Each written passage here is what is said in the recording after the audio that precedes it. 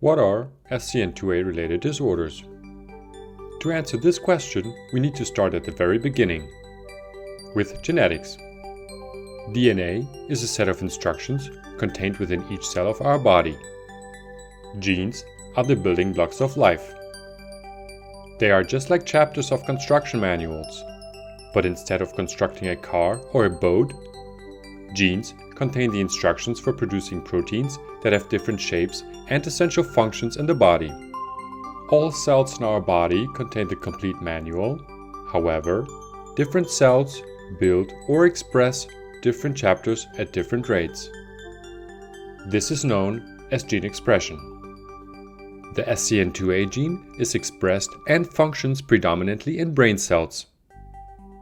The protein produced by the SCN2A gene belongs to the sodium channel protein family and is a membrane protein, which means it is at the border of cells and here, in particular, neurons, which are cells in the brain. Specifically, scientists have determined that SCN2A membrane proteins are essential to the development of the brain and for the communication between neurons. In a manual, when instructions are missing, misspelled, or exchanged, the end product may end up different from what was initially intended. The same is true for genes. If there is even one small change, the protein product could be partly or entirely changed or lost, and this can have harmful effects throughout the entire body. These errors within genes are called genetic variants, and they occur all the time. When the SCN2A gene becomes mutated, meaning it has a disease-causing variant, an improper protein product might be created. Such an altered protein cannot form a proper voltage-gated sodium channel, which may alter the channel's ability to allow sodium ions to pass through. This then causes a disturbance in communication between brain cells, leading to disease. So, how can you tell if someone has an SCN2A-related disorder? Since different types of variants can lead to an SCN2A-related disorder, there are multiple presentations of the disorder, all of which are accompanied by various symptoms. In fact, even individuals with the exact same variant can exhibit slightly different symptoms. Pathogenic, meaning disease-causing variants in the SCN2A gene, have been identified in individuals with multiple neurological and non-neurological comorbidities and drug-resistant epilepsy. Researchers have compiled a list of common symptoms seen in most patients in varying severity. The phenotypic spectrum of SCN2A-related disorders comprises a few features that are shared by a large number of patients. For example, epilepsy and seizures. The seizures can be severe and life-threatening, but can also be mild. Other individuals may even have no seizures at all.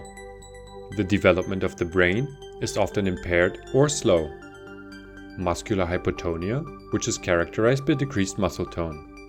Psychiatric conditions like depression, autism, or autistic features, or other symptoms. If a child presents multiple symptoms, it is a good idea to consult a doctor.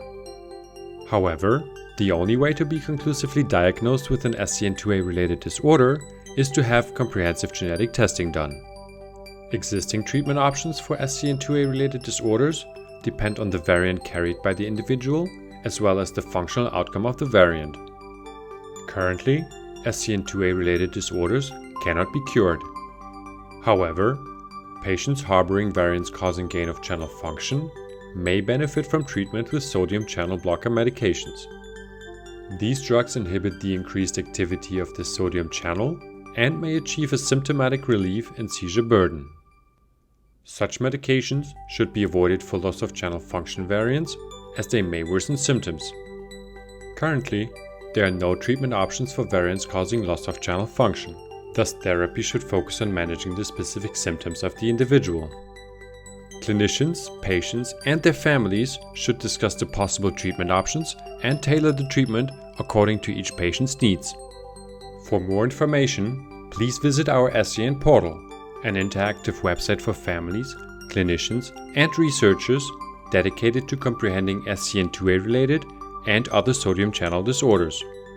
We encourage you to participate in SCN2A research to help investigate clinical and genetic findings of SCN2A-related disorders and collect data of affected individuals paving the way to a cure. Please hit the like button if you've learned something new. And make sure to subscribe to this channel so you won't miss future uploads. Thanks for your support.